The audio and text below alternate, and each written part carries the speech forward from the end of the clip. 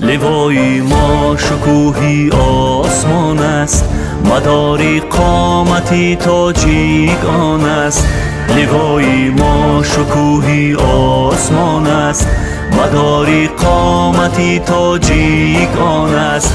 بسر قانون سرافراز است ملت، بسر قانون سرافراز است ملت. پیامش از کروشی باستان است، پیامش از کروشی باستان است.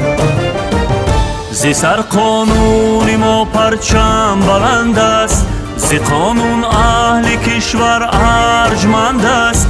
و حکمت همچنان قانون سیناست، از آن هستی ملت بگزند است. و حکمت همچنان قانون سیناست، از آن هستی ملت بگزند.